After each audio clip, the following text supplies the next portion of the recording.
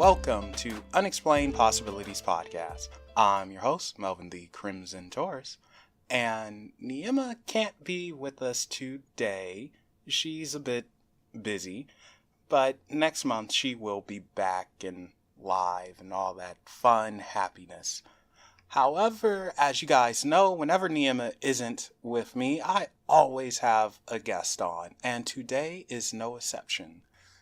Our first guest for our first show of the new year, Happy New Year, everybody, is someone who I have come across not too recently, but recently enough. And, well, I was going to give her the title of the Magic Crafter. She said I could say witch and stuff like that, but she doesn't care for labels too much. So instead, we're just going to say, welcome, Joey Morris. Thank you very much. Thank you for inviting me. And happy 2019 to you too. Yeah, that's right. I totally forgot. It is the new year. Mm-hmm. We're only a few days old into it, so. All right, so Joey, we're going to jump right into it. Mm-hmm. Give me a spell for love. Let's do it.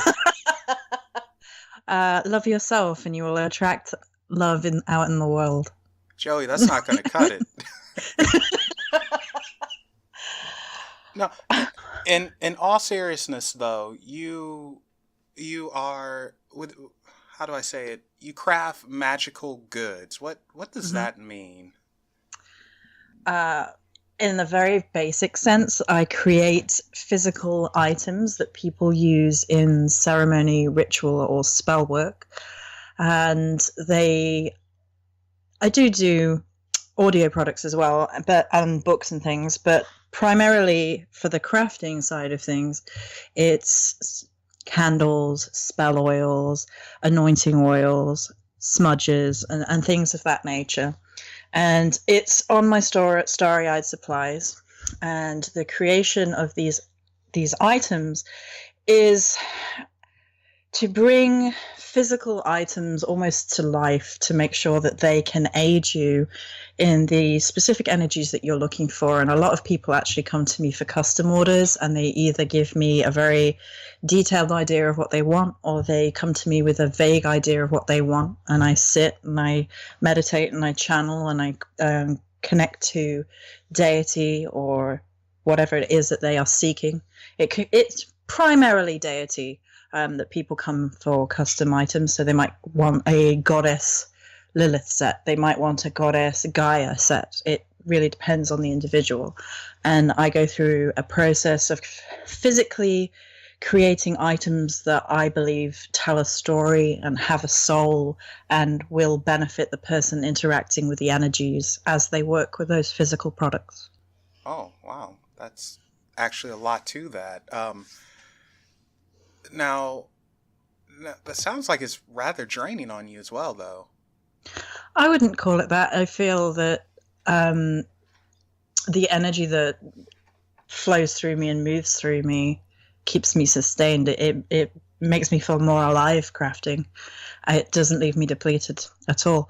Okay, so that's I guess part of it is because it's something you're passionate about as well, right? Mm-hmm. Yeah, absolutely. And when you're passionate about something and you love it, it's not draining. You feel energized and everything. Mm-hmm. Yeah, for sure. So that's really cool to know. Now, here's one for you. If I were to ask for something, we'll just say something for Loki in this case, just as an example. Mm-hmm. What would you need from me? Would you need me to tell you about myself, or would you just do everything? That's entirely dependent on the individual and how they come into my energy space. So I don't need a person to tell me, because I will conduit the energies, and I have never got it wrong yet. Fingers crossed, touch wood. But usually when people come to me and they're not quite sure, but they have a general idea, I then connect to what I call the spiritual ecosystem. So that's the interconnected web of energy that surrounds and pervades everybody. And through that, we'll channel in that case, the energy's from and for Loki for this individual. Now, some people are really specific. Some people will come to me and say that they work with Loki. They work with Loki in this aspect. They want the set to embody him in terms of his connections to Odin, his connections to chaotic unfurling of fate, the way that he changes perspective and turns the world upside down. Or they might come in and they might be like, I love how he plays a fool, but he is anything but. And I want some of that energy and going forward. And so from that part, then I stopped pulling down strands of energies. I might get messages of, I might hear words, I might see visuals, depending on the meditation and the process and the individual as well, because it connects to the person who requires the physical items. So I have done things for Loki in the past, and it's quite interesting that you chose Loki, really, because I went through a stage where I had something like 5 or 6 people in a row, and they wanted Loki and energies and wanted Loki items. And the main Loki set, which I left on the store, it's completely different to a lot of other things. So, for example, the smudge, he decided he wanted it to be kind of based on different, like almost like food groups is the only way I can think of putting it. But he was very clear in that he was like, I want the overwhelming energy of the smudge to be this thing which lulls you. So you it's like being in a room of smoke and there's warm fires, and I want it to lull you, but then I want there to be something in it which basically is a sharp shock to the system and suddenly wakes you up. So it's like getting lulled into a false sense of lulled into a false sense of security, and then like woken up all of a sudden. And that was Loki. So it's a sharp shock to the system when you least expect it with his energies. It's that kind of, oh, you think you're comfortable, well, here I am to shake everything up again. And that's how his energies sort of pervaded the main set. But I do have different energies for different people who've come. I had one lady who wanted 3 different pillar candles, all for Loki, and she said, can you represent 3 aspects of him? And I was like, yeah, easily. He's a trickster, he's a shifter. We could do infinite amounts of pillars for him. And she was like, okay, I'll just leave it with you. And she didn't even tell me what she wanted. And so we literally had like the kind of the darkest element of Loki, the darkest aspects of when he's suffering, when he's, got the poison bowl and he's being tormented. We had that side of him. We had the side of him which was laughter and playfulness and the complete playing the fool side. And then the candle in the middle was kind of like balancing between the two. So that's where we went with his energies for her. But that was interesting because it was all in one group of people, like they all came through the door at the same time. It was really strange. That's pretty wicked, actually. I do like that. That is weird, though, that I mentioned Loki and that happened. Sorry, I'm get out of there, Melvin. Moving on.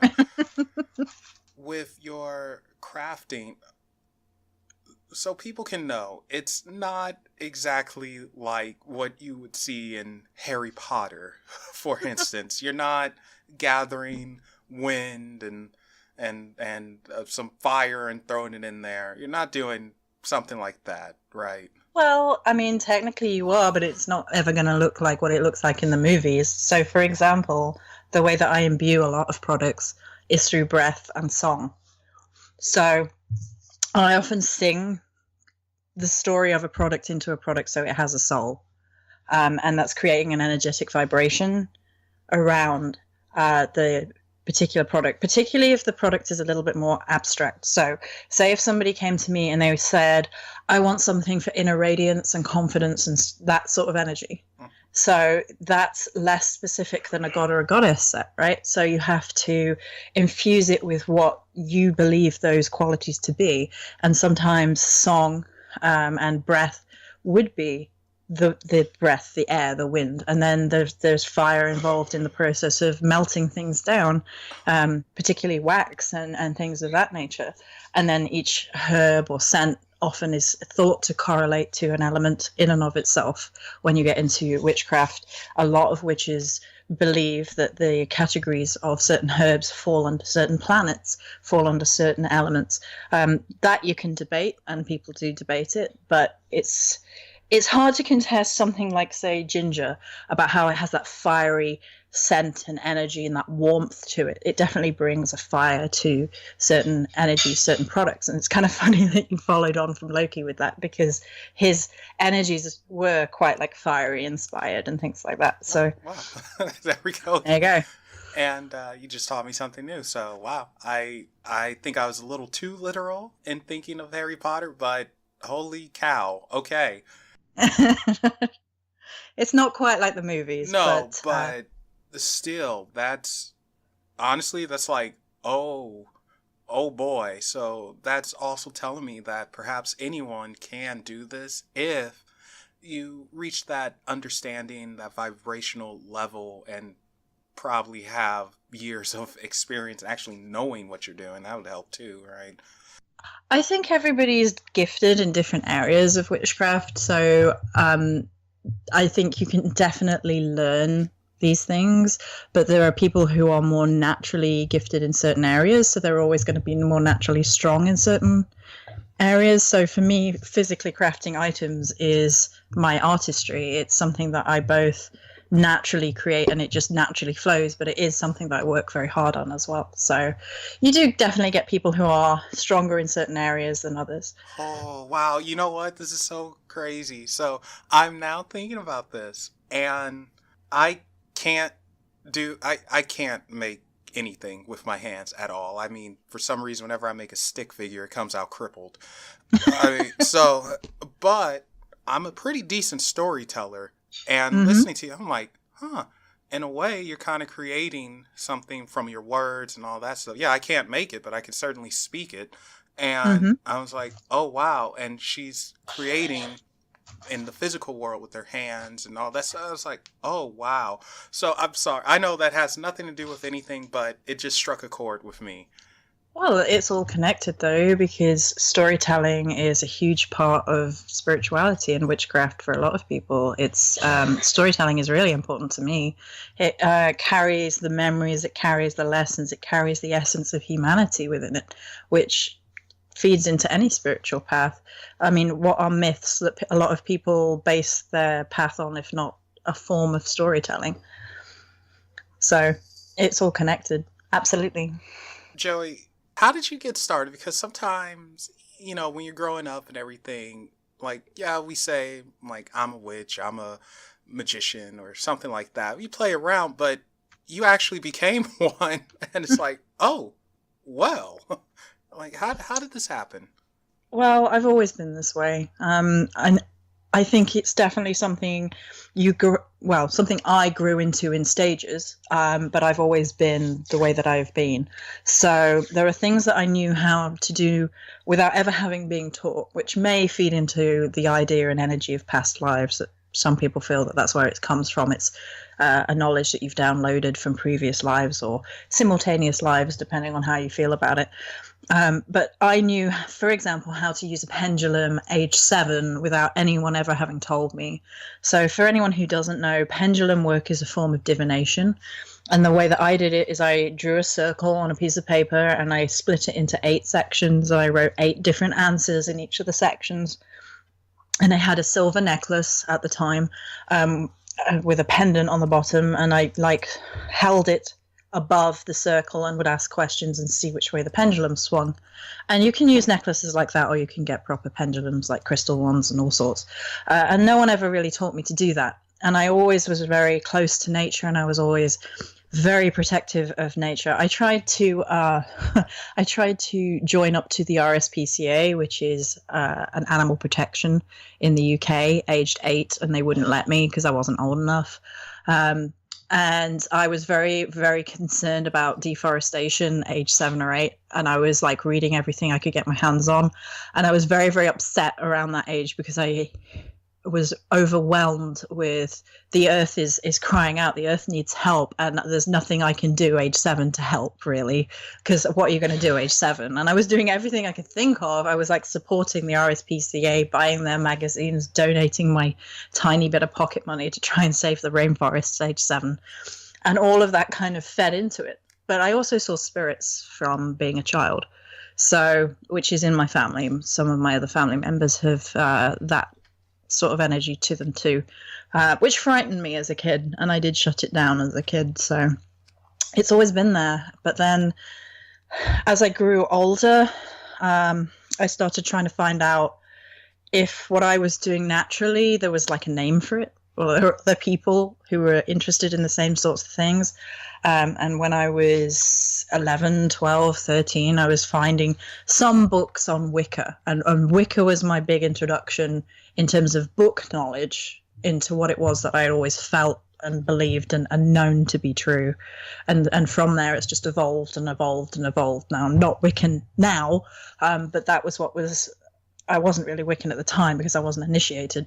But that was what was hugely available when I first came into it. I've always been fairly solitary in my practice, so it was finding the information where I could find it. So, and that's how I got started. Okay, hey, it's working out. And fun fact for you guys: the very first guest I've had on Unexplained Possibilities was actually a Wiccan from Northern England, I think. I can't remember exactly where Vicky's from, but yeah, Vicky from Vicky's Wiccan World. I don't think she does videos anymore, though, sadly. But yeah, there you guys go. Little fun fact for you. It all comes round in roundabouts. Yeah, and it's so funny you mentioned pendulum too, because not too long ago, I literally said I'm gonna look into pendulums and how they work with communication and such. So that's pretty good. Oh wow. So what's the difference between Wicca and witchcraft? Okay. Well, you ask 10 different people, you get 10 different answers, but I will give it a go. So Wicca is a fairly modern spiritual practice based mainly from the work of Gardner in the 60s. He claims that it came from further back than that in his familial line, but he kind of founded it as an actual religion, and Wicca is considered a religion. Witchcraft is fairly undefinable, but we will give it a go. So witchcraft is considered to be the practice, the art, the working of what some people call spells, some people call magic, some people call connecting to the natural world and speaking to spirits. The witchcraft element is considered to be very much a practice, a thing that you do. And so it can be practiced by people of different spiritual denominations. For example, there are some people out there who consider themselves to be Christian witches, and they will integrate those two. There will be some people who do not necessarily follow a spiritual path, but they believe in energy work, and they work with witchcraft separate from spirituality. And you have everything in between. You have your Luciferian witches, you have people who consider themselves pagan or neo-pagan, people who work within kind of folklore tradition and consider themselves more traditional witches. There's a whole range of different people who will give you different answers, and it's a very long argument that people do have. So okay. Can we say this then, that Wicca is fairly specific and one thing, and witchcraft is a general term? Yeah, Wicca is much more of a religion. It's quite structured. So they were trying to open it up as a respectable religion in the eyes of everybody else, I guess. So it comes with like laws and structure and one way of doing things, which didn't really work for me in the end, but it was a very informative look into paganism in the beginning. Okay, so that's good to know. Actually, I wonder... that's me thinking aloud. I should probably say I wonder to myself much better than instead of saying it aloud. I don't know.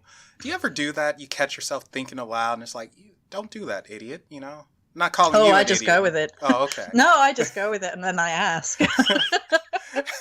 No, my questions will get me into trouble if I just go with it.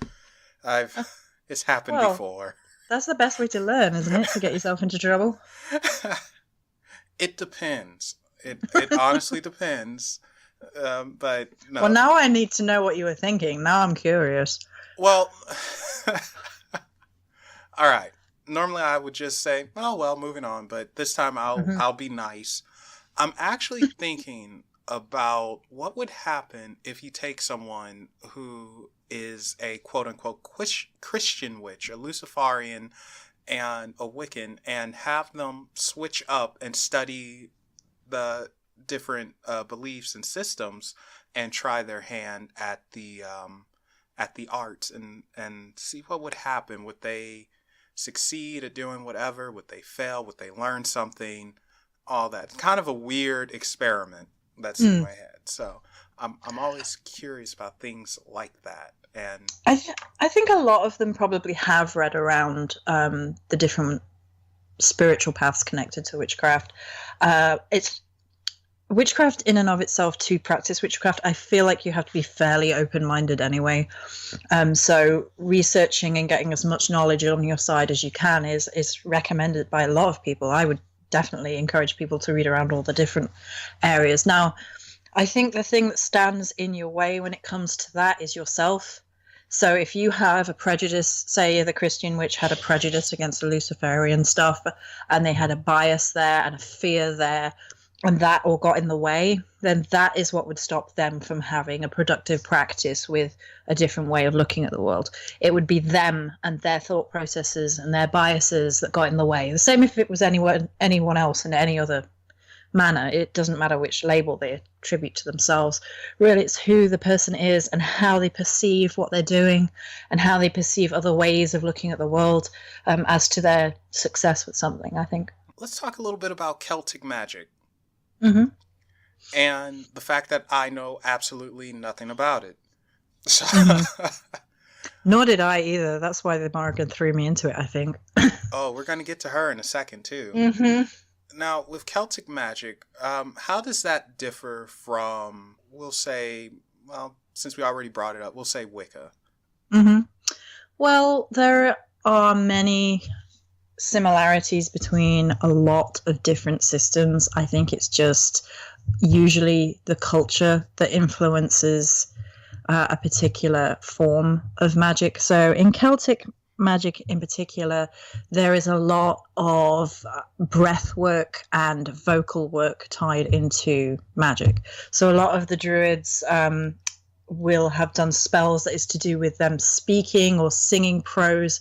A lot of the tales of the Morrigan, in her form of performing magic, she was speaking prophecies into being, and it's the power of the spoken word.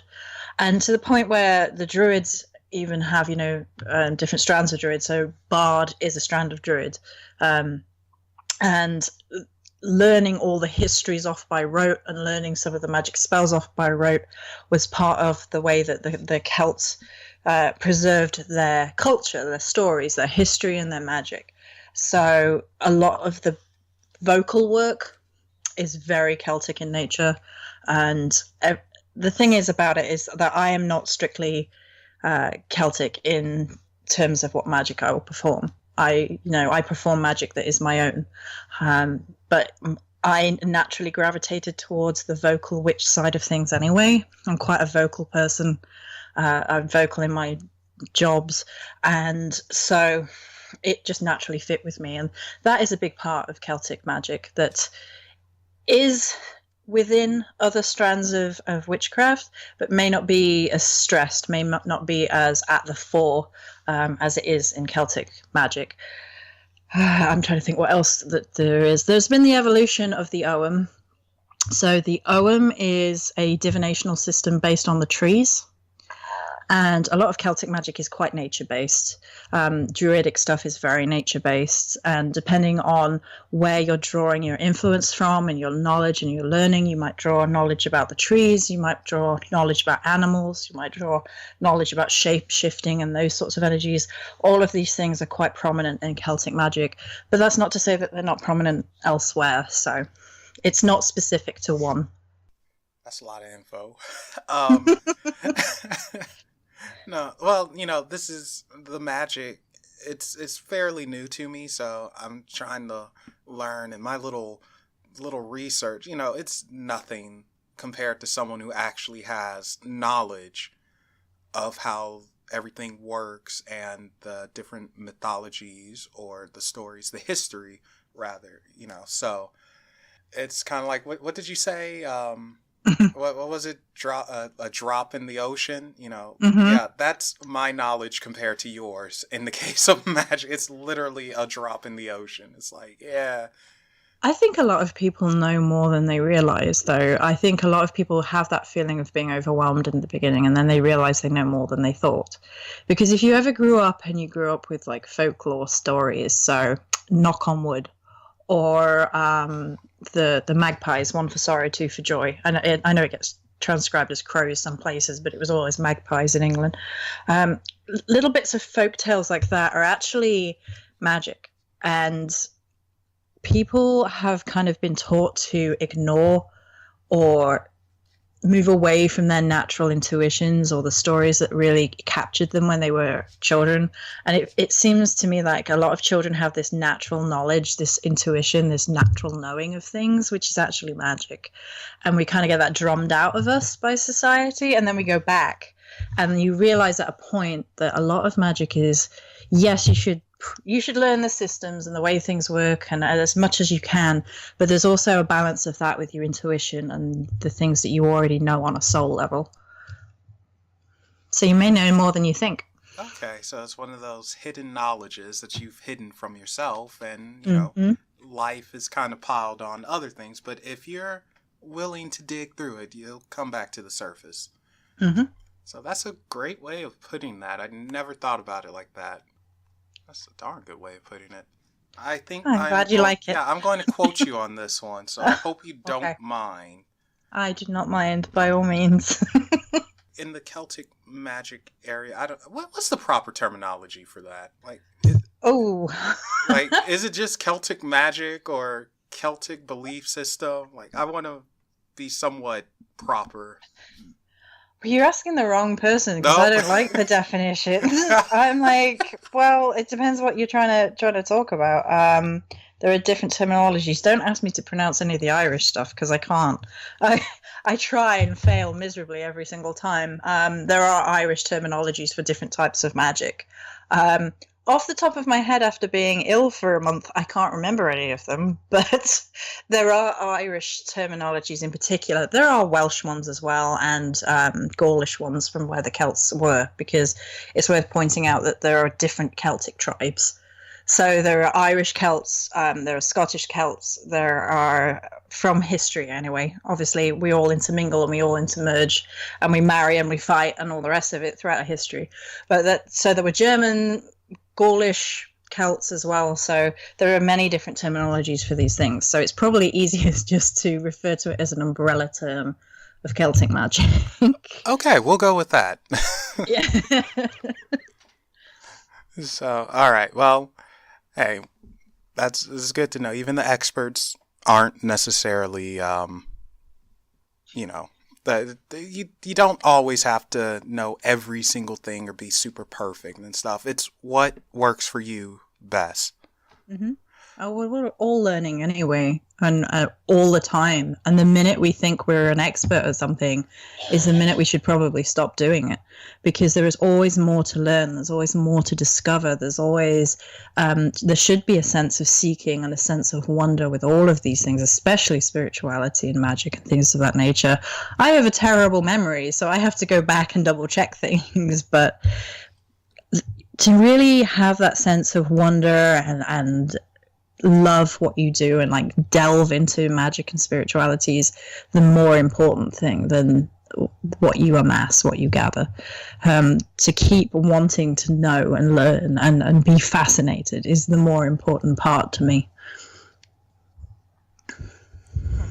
Okay, and fun fact, I have a terrible memory myself. Oh, we'll do well then. We'll forget what we're talking about halfway through. Yeah, so don't worry. Let's talk about some of the gods or goddesses. Not the Morrigan just yet. We'll get to her in 1 second. But are there other deities? Is that the correct? Yeah, here we go again. Would deities be the correct way of saying that? Yes. Okay, so who are some that you may have interacted with? Sure. Okay, so in my line of business, it means that I have to conduit.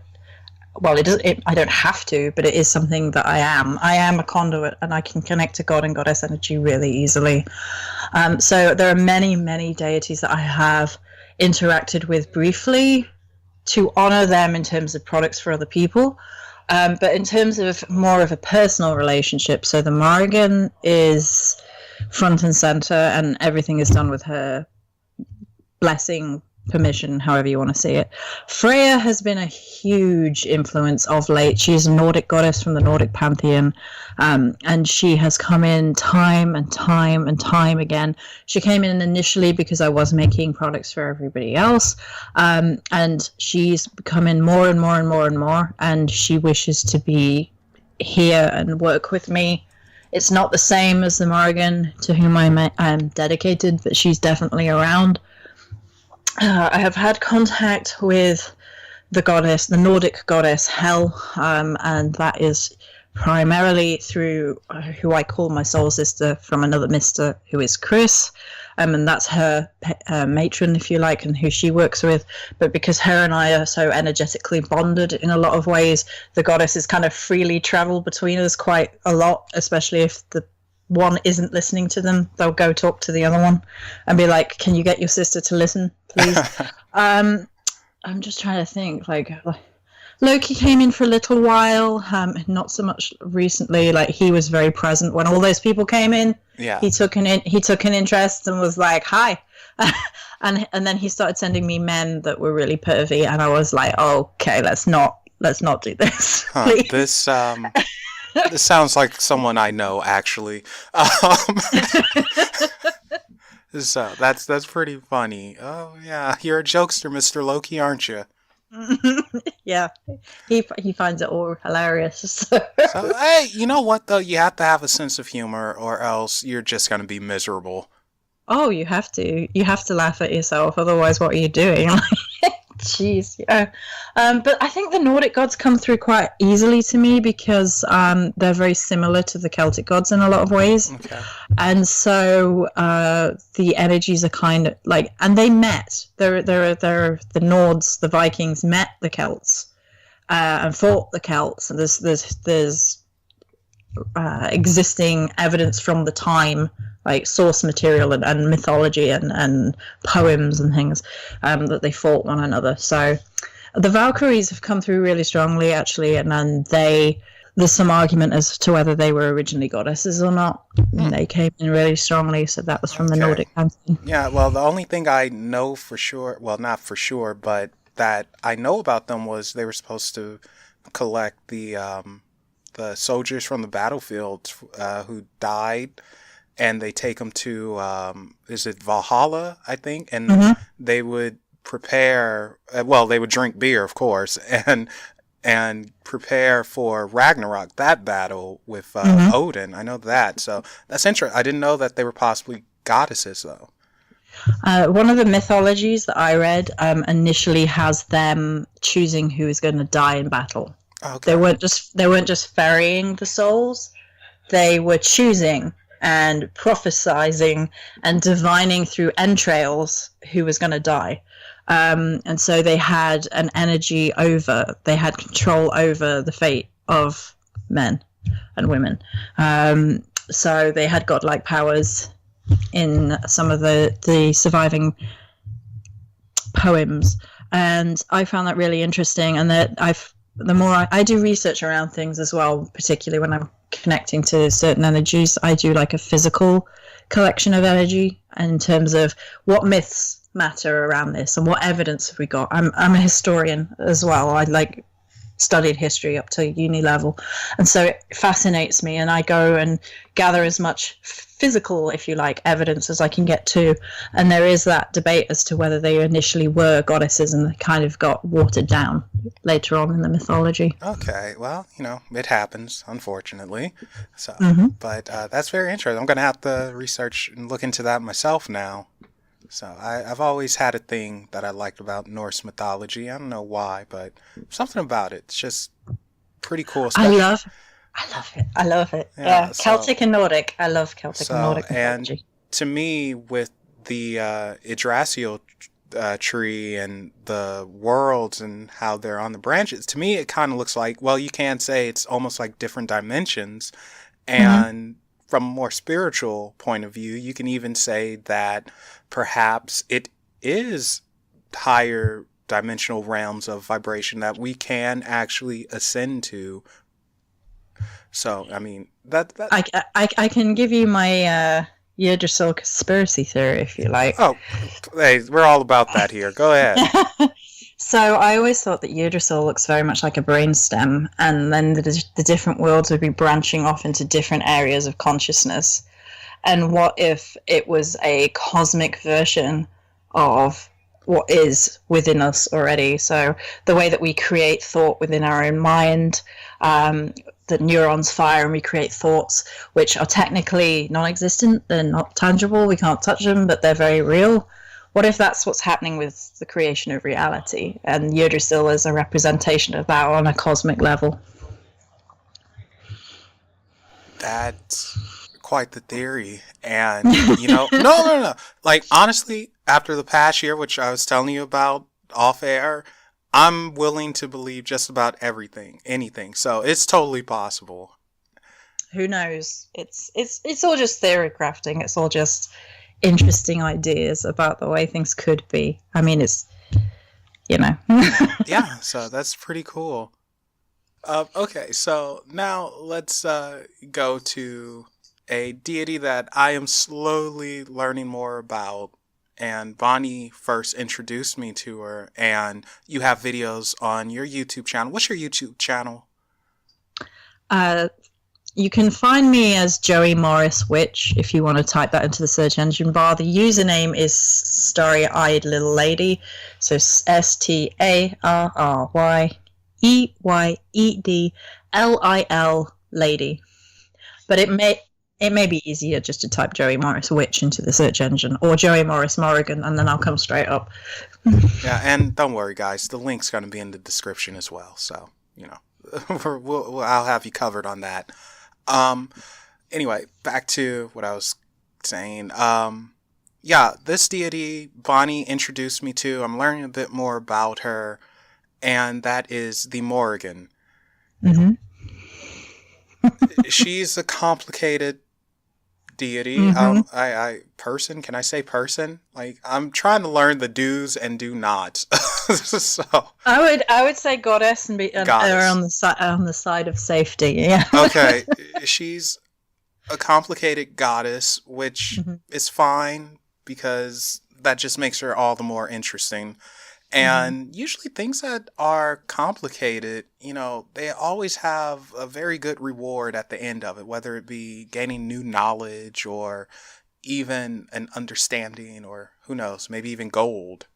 It's not going to be gold, but, You've said that now, and it will be. It will be physical gold because you said it won't be. Well, someone is going to get lucky. Yeah. I wouldn't mind some physical gold, mother, Well, now because you said you wouldn't mind, you're not going to get it.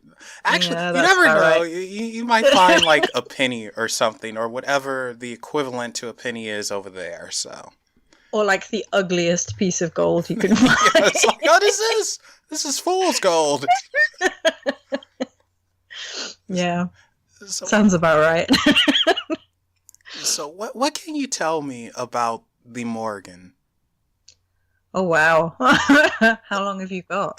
Let's try with some of the basic stuff. Just really, really Okay. basic. She's considered by many to be a Celtic or Irish Celtic goddess. I think she's older than that. I think you can see elements of her in myths that are older. There are threads that you could trace back to the sort of Sumerian goddesses. I think she's older than that. I think she's primal, but let's, for ease sake, say she's a Celtic goddess who was living in Ireland before the arrival of the main Celtic gods, the Tuatha De Danann, and she integrated with them. So she was there before them, and she welcomed them into Ireland. And depending on who you ask, she's considered to be a goddess of war, a goddess of death, a goddess of shape-shifting, a goddess of magic. And to be honest, she's all of these things and none of these things, and it's all a human way of trying to understand a goddess. Again, it's that drop in the ocean thing that we talked about. It's big goddess, little human, and humans drawing on archetypes to try and understand a goddess. But for me, she has been the mother I never had. She has been the primary teacher of lessons. She has killed me off metaphorically more times than I can count, and brought me back to life and made me stronger, and forged me anew into a better, stronger, more honest and authentic version of myself time and time again. And she's a force. The way you said that is like, whew, she tires me out sometimes, but I know it's worth it. Yeah. And I'm So so pretty much. that was interesting. Like, okay, interesting story here. I was yapping with Bonnie one day, and she's always sending me some good support and good energy, and she was telling me about the Morrigan and how she may or may not appear, and sometimes it has to do with cats, I believe you said, Bonnie, and then another time it was crows or ravens, the blackbirds, and she was helping me with some stuff, and I kid you not, where I'm at, there are no crows here. There used to be crows, but they left a while ago, and maybe it was a day, if that, after speaking to Bonnie, a crow shows up, and it's just, you know what they sound like. And I'm just like, where did that thing come from? At first I didn't know where it was at, because I could not find it. I was like, is that a crow? Where is it? Because I like crows. I think they're cool animals. And I couldn't find it, couldn't see it. And I left it at that. I was like, I wonder. And it's always been in the back of my head. And every now and then, a random crow will show up and just, and usually when that happens, I actually contact Bonnie. I don't tell her about the crow, but I'm like, maybe I should talk to her. But that was just very interesting to me. And I don't know. And if a crow shows up now, I am like totally just going to lose it. I find that quite often when I talk to people about the Morrigan, they'll come back to me a few days later and be like, so I've been stalked by crows since I was talking to you. And I'm like, that'll happen. Morrigan does that. She likes to go have a nose about who these people are that are talking to people that she's connected with. So that's not unusual. I've heard that before. Yeah, okay. So, luckily it's just one crow. Evidently she knows me enough where it's like, better not freak him out too much. Like, let's just send one. No, seriously, because I've shut down. I'll board everything up. Like, nope. But it's really cool to me. And, I don't mind her peeking in. So what am I going to do to stop her? Like, hey, don't do that. Like, really? Get out of here. Yeah, good luck. Yeah, exactly. I mean, and then I'm pretty sure she, it's just curiosity. Like, who are you speaking to? What's this guy? And I have my own little weird things floating about anyway. So, yeah. So how did the Morrigan introduce you to this? Because you said that she had a hand in it. In what? In Into introducing you to the witchcraft game. Okay, so the Morrigan has been with me my entire life, but I didn't know who she was until a certain point. So as a child, I always prayed to Mother, or I always spoke to Mother when I was in times of distress, however you want to say that. I had a hard upbringing. It was not a nice time for me as a child. And I always spoke to Mother, and Mother would speak back. And I got to the point in my teenage years where I was like, am I crazy? Am I a crazy person? And the voice in my head was like, does it matter if you are a crazy person? And I was just like, no, I suppose not really. And the act of asking yourself if you're a crazy person is supposed to show you that you're not, like, if at least not completely and utterly. And so she'd always been around, always. And it was only later when I asked her who she was that we went through the riddle game, which was, who do you think I am? And then like testing me and giving me different synchronicities, different signs, work it out, figure it out. So one of them that I remember is that the solstice before I had asked who she was, which was a couple of months before I asked who she was that year, I had used the washer in the Ford as a title to the goddess in the solstice ritual that I created, and I didn't know where that line had come from. And it just felt really right to me, and that's one of her lines. So I hadn't read that. And for whatever reason, in all of my studies of history and mythology, which were many and vast because I was super into it as a kid, I had never studied Celtic mythology or history particularly. And so I was like, when I actually thought about this, I was like, that's so weird. Because I was a historian, I'd studied history all the way through up to uni level, and Celts was never on the menu. And I was like, as an English person, that's surreal. Like, how did that happen? And it was because she didn't want me to, until I got to the point where I was ready to open myself up to who she was as a goddess. Because I think the thing is, if you've already learned all the mythology, it's not quite as exciting as when you step onto a road and you haven't read it yet. For me, anyway. So, for example, I was really well versed in, say, the Greek mythology. I'd read it from a different perspective many, many times and knew it all off by heart almost. And so when I got to that point in my witchcraft and I asked who Mother was, and everything then began to open up in the Celtic tradition from that point.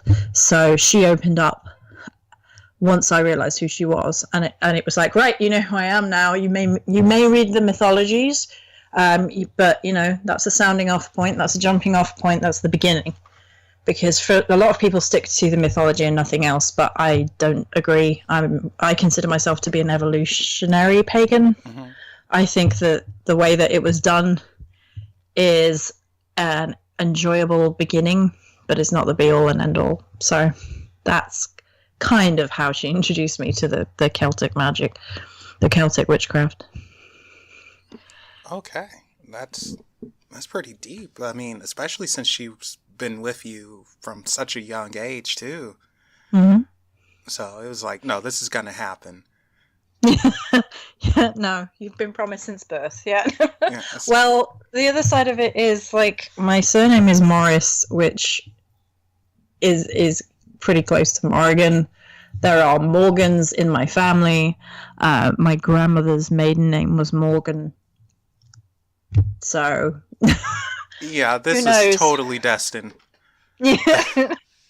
Here is actually, it's probably 2 or 3 tough questions. Okay. And part of it comes from my own weirdo mind. Mm-hmm. And another part is like just a genuine curiosity. But where do you think the gods and goddesses, where do you think they come from? Well, the gods and the goddesses as we perceive them definitely come from us, in terms of the way that we have given energies outside of ourselves life within our scope is definitely from the human interaction. So the way that the legacy of deity has evolved, the way that we give them humanoid form most of the time. We give them a hair color and eye color and say they're goddesses of things that matter to us. That to me is part of the human equation, the human creation process. Do deity exist outside of human beings? I think they probably do. There is an element, like I said, to deity that I don't think I fully comprehend. I comprehend as much as I can with my brain and the state of evolution that we're at. Do I comprehend all of it? No. And I think that it's important to acknowledge that I don't understand every aspect of it, and there is more to learn and more to know, and to keep seeking the answers and keep discovering them. I don't know that I can give you a final answer as to where they came from, because I think we can all have our theories about this. Can we prove one theory without any doubt? I don't think so, and I think it's only human hubris, arrogance even, to say we have the answer. So maybe all answers are right, maybe none of them are. Who knows?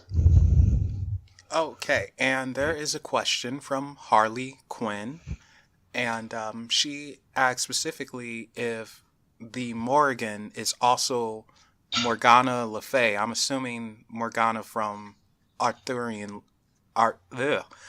From the Legends of King Arthur. There we go. It's debated, so I can't give you a yes or no answer because it's highly debated. What I can tell you is that Morgana Le Fay is one of the 9 Morgans of Avalon, and some people believe that the 9 Morgans of Avalon were either faces of the goddess Morrigan, aspects of them, or priestesses dedicated to each aspect of the face of the Morrigan. So they were a priestess of a particular aspect of the goddess herself. And honestly, I can't give you a finite answer one way or another. I think it is for each individual to really ruminate on how they feel and what their intuition says on that. Now, do I feel like the Morrigan could show up as the archetype of Morgana Le Fay? Absolutely. Do I feel that she could appear that way if she thought that was the best way to induce somebody into a conversation or get somebody on the lesson or energy they needed to be on? Absolutely. She could do whatever she wants. Big goddess, little human. So there is debate about it. Some people throw it all out, but I can tell you that a lot of the Arthurian legends appears to be based on Celtic mythology, to the point where some of the stories are almost identical. It's just that they've been given a Christian slant. Okay. So there you go, Harley. And before Harley's question, you were saying that how, you think that some of the deities come from us. And it's so funny because that's what I was going to get at for my other question. And that was, do you think that we actually create our own gods and goddesses? And I'll go a little bit deeper on that, actually. My line of thought is, like, back in ancient times, we didn't rely on technology. We were more in tune with nature, so to speak. We had an understanding, and we seem to have lost that over the years, and now we're oblivious to certain things, myself included. And I'm wondering if, when we weren't so oblivious, if our thoughts, our energy, from a worldwide perspective, or maybe not worldwide, but from a large group perspective, somehow created a type of tulpa effect. And we started to create these deities, and we associated them with, well, for instance, the harvest when it rains, or the sun, summer, winter, all that. I'm wondering if that's something we did, and along the way, we were gods ourselves, and if you look at it from the point of view of creation, and we lost that somehow, and our creation somehow became our creators, and they're trying to remind us, or at least some of them, like, no, you are a creator yourself. You are your own God, and you need to get back to that and stop being so freaking oblivious. It's as good a theory as any, isn't it? This is the thing. We have no way of knowing which came first, chicken or the egg. We have no way of knowing. Is there an energy outside of all of that in the beginning? And they connected with us and we gave them more shape and form, possibly? Is it an intermingling of all of these things? It could be anything. And I honestly feel that if it is helping you to grow, if it is helping you to, I don't know, however you want to see it, ascend, if it is helping you to become your best and truest and most authentic self, I'm not sure that it matters how we define it. And I think that a lot of people argue left, right, and center about their way of perceiving the universe. I like the idea that, and it comes from the quote that, we are the universe experiencing itself. And so as long as how we interact with these energies, deity is very real to me. It's not just simply an archetype, but I'm never going to tell somebody who works with simply what they believe to be only archetypes that they're wrong, because I think, again, you're only blocking your own progress. You're only cutting yourself into smaller boxes by fighting about the right way and the wrong way. I think that we definitely create our own reality. We definitely create the way that we perceive deity. We definitely create a collected consciousness about deity, because if I was to say the goddess Bast, you immediately know what I mean. If you've studied any kind of Egyptology anyway, you immediately know there is a cat association. For most people will know that. And because so many people agree and believe that to be the form, perhaps that is then the easiest way for that energy to appear to humans who, like you said, a lot of us have lost that contact to the natural world, to the spiritual ecosystem. So maybe they work in the path of least resistance. Maybe we create the doorways through which cosmic beings, cosmic energies and entities arrive to communicate. Who knows? It could be any, it could be none. It's fun to have debates and theory about it, but I think that if we get too caught up in the definition, then we lose the practice. Okay. You mentioned Bass, and you know what? Here's a question for you. This is just totally random, but do you think there's a connection between Bass and Hecate? I mean, not that I have ever felt. I feel like Hecate or Hecate is again a primal goddess. Okay. So, and she's definitely another one of these that goes beyond just the Greek mythology. Yeah. Oh, most definitely she does. But it's not something that I've ever come across personally. I'm not saying no, but it's not something that I've ever felt there was a crossover there. Because Hecate has much more of that. I mean, she has dogs and underworld and the deep, dark magic of the earth energy. And Bast tends to be... Well, Bast actually feels more like the Sumerian goddesses that were like... what is her name? Her name has gone right out of my head. The one who got transformed into the whore of Babylon and was like the sacred goddesses of sexuality and sensuality and indeed prostitution. That name has gone right out of my head. It's not Inanna, it's the other one. No, it's gone. I can't think of it. But Bast has that energy because of the feline and of the night and of the sensuality and things of that nature. She's maybe closer to a Lilith energy, actually. Oh, that's interesting. Okay. I'm sorry, that caught me off guard. I mean, it's just the way that I perceive them, so... Okay. Well, no, like, that's interesting. And when you said Lilith, Melvin, speak English. When you said Lilith, that actually brought back some terrible memories from some years ago with the porn star, and she claimed to be Lilith, and it was just a whole thing. And it's like, Melvin, why do you know a porn star? Well, there's a story there that none of you will ever get. So that's just teasing. It is teasing. It's actually a pretty crazy story, and it ends with Secret Service getting involved. Not me though. I'm cool. So. Oh my God. There you go, folks. Yeah. So, but yeah, that's just one for the memoirs, perhaps.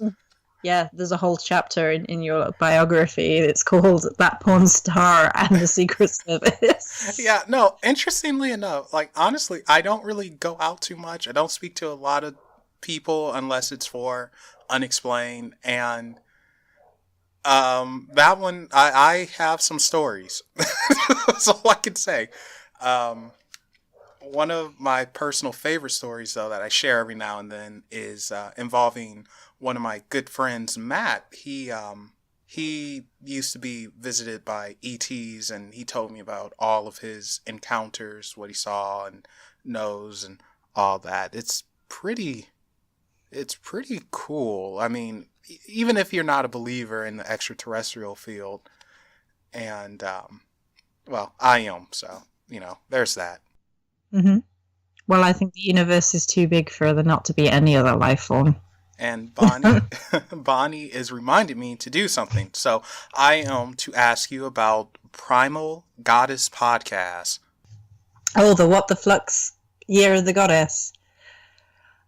We are talking about goddess energy on the podcast that Chris and I do over on SoundCloud, or you can look up What the Flux, and we talk about goddess energy from what we hope is a different perspective to what is usually given out as information. So that's between Chris and I, or we run that podcast together. Okay. You know what? It's about that time to end it for this episode of Unexplained Possibilities. But before we go, go ahead and tell us where we can find everything about you, well, that you're willing to share with people. Oh, wow. Okay. Well, I mean, the hub where you can find most things is www.starryeyedsupplies.com. And there are links there to my Instagram. There are links there to my Facebook. The store is there. The blog is there. Most things you can find through Starry Eyed Supplies. Or if you look for anything with Starry Eyed Little Lady, that's me. So the Facebook page is that. The Instagram is that. And me, myself, and I, and also Chris, we're everywhere, basically. And we have a podcast, and I have a YouTube channel, and I have all the social media, all the Twitter and the Instagram and everything. But the main hub is starryeyedsupplies.com, and you can find most things from there. And those links will be in the description below, so you guys be sure to click on all of those. And also, don't forget to check out Unexplained Possibilities on Facebook and Twitter. Joey, thank you so much for coming on. I really, really appreciate it, and I learned a lot. Oh, well, thank you so much for asking me and rearranging, because I was sick before, and I really appreciate it, and it was good fun, so thank you so much. Yeah, and you've done something that very few people have actually ever done, and you're going to get me to study some things and research. No, because I'm very interested about the different Celtic deities. I want to know more about it. I want to know more about how magic is done and all of that. And that's thanks to you.